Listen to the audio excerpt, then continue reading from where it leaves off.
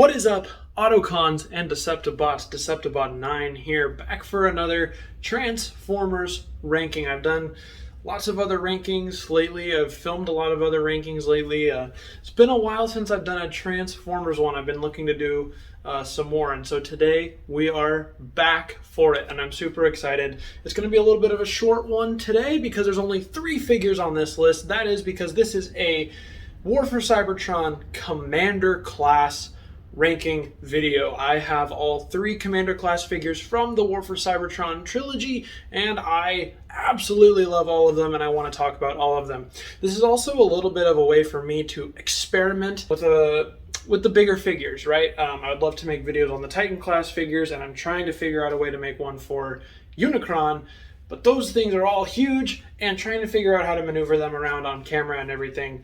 Commander class is going to give me a little bit of a foray into that, since they're big, but they're not as big as these 2 guys here. I would also like to make, like I said, videos about Titan class, but I don't have Omega Supreme at the moment, so I can't do a War for Cybertron Titan class ranking. The only Titans I have are these 2 and Predaking. I'm missing out on all the other ones. So anyway, with all that said, let's get right into it.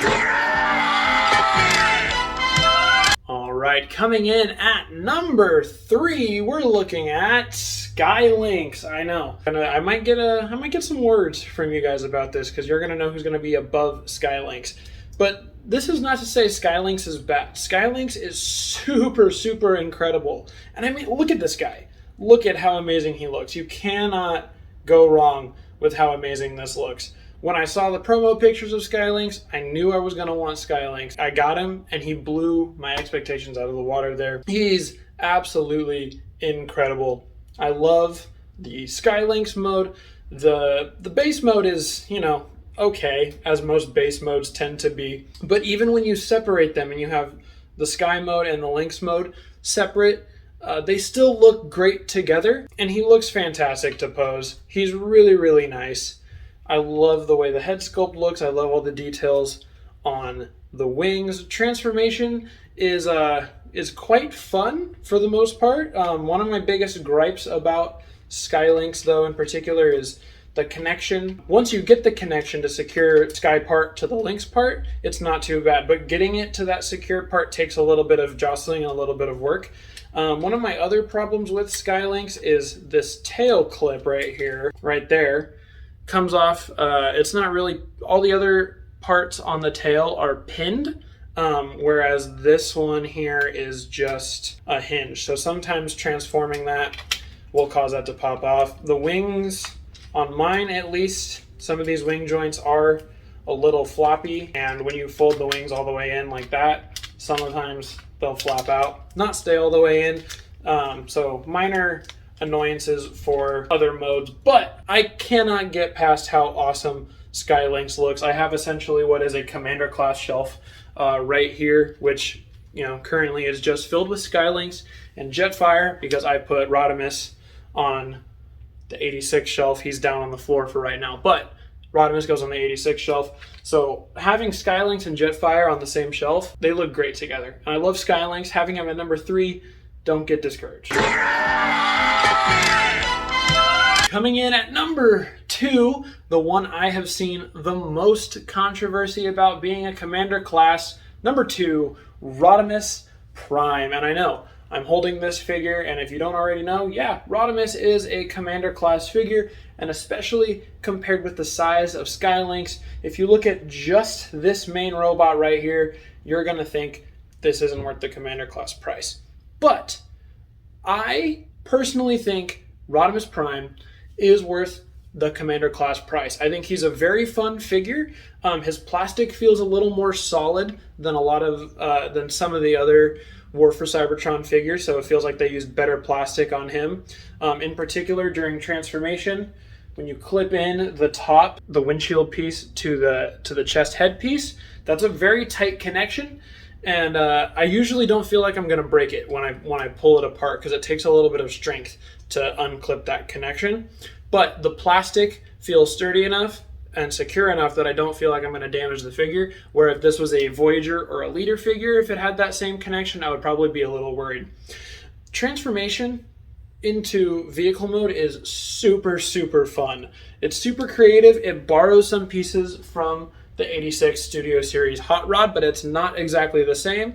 And I absolutely enjoy that because just like Rodamus Prime is an upgrade to Hot Rod character-wise, Rodamus Prime's figure feels like an upgrade to that Hot Rod figure-wise, which is really, really nice. The other thing is the trailer. And the trailer, unlike Optimus Prime's leader class trailer, which is essentially a big hollow box that you really can only utilize in vehicle mode unless you're going to mess around with that little base station that goes on, which I only ever did once or twice.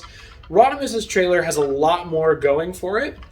He's got hinges all over, and he's got the little hydraulic piston one here in the back. You can fit some of the deluxe class figures in this area. He comes with some, effect pieces, blast effect pieces. There's a tray at the bottom which can hold some of those effect pieces.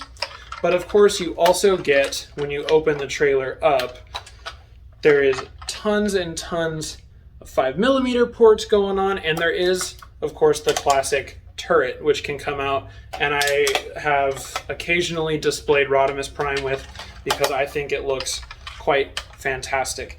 And of course, it looks great in vehicle mode. This thing adds a lot of length and a lot of extra bigness to Rodamus Prime, particularly in vehicle mode. In vehicle mode, all three of the commander classes scale about the same due to the trailer for Rodamus Prime. And one of the other reasons I have Rodimus Prime up at number 2 is because I think it shows that commander class can be a little bit of variety, right? You can have a little bit of variety in the commander class, similar to some of the other classes, right? Like deluxe class, we've seen, the hoist mold and the Ironhide molds are quite large for deluxes, right? But then we've also been getting things like Bumblebee and Cliffjumper, who are a little smaller.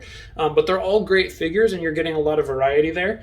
And I think the same thing can apply to the commander class. I haven't been able to put Rodimus Prime down since I got him. I love this guy a whole lot. And that leaves us with number 1, the original Commander class figure from War for Cybertron Siege. Still the best, that being Jetfire. This guy is awesome. He blew me out of the water when he first came out, and he still blows me out of the water to this day. His size is absolutely incredible. This is a great size Jetfire figure. I love the variety and ability to armor him up, take off the mask and the armor, and he looks a little more cartoonish, whereas this one gives a little bit more of a toy-esque look. His transformation, while being slightly simplistic, still is a lot of fun to make him go back and forth between vehicle modes, or vehicle mode and robot mode, of course. I'm really glad that in the Shattered Glass subline, we are getting to see a repaint of Jetfire into Shattered Glass colors. I don't want Hasbro to be scared of repainting Commander class figures, even though that scares me and my wallet because of the price point. Something that I've always wanted since this guy came out is I wanted them to repaint it as Cybertron Jetfire, even though that would look a little inaccurate. Same thing happened with, Hotshot and Optimus in the Galaxy Optimus Prime, is they're repaints and they're slightly remolded versions of figures that don't look quite accurate to the original version, but they still look so great, and it's so great to have Unicron Trilogy figures coming out in 2019, 28, 20, 2021.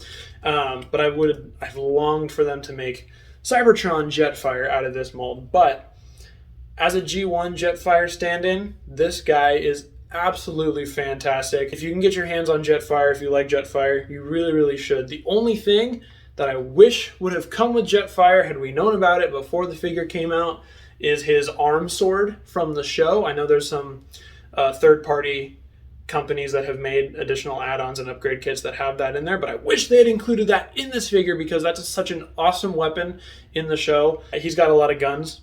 Give him the sword. Hurricane's attacking! Skylinks will stop them! Alright, everybody, that is my Commander class ranking, the War for Cybertron Trilogy Commander class ranking. Go ahead and drop down in the comments below. Let me know where you would rank all these Commander class figures. Do you rank them the same? Do you rank them different? Tell me, do you like them all? Do you don't like them? What do you want to know? I want to know what you like about the Commander class, what you don't like, all that kind of stuff. That's all I've got for you guys today. See you all next time.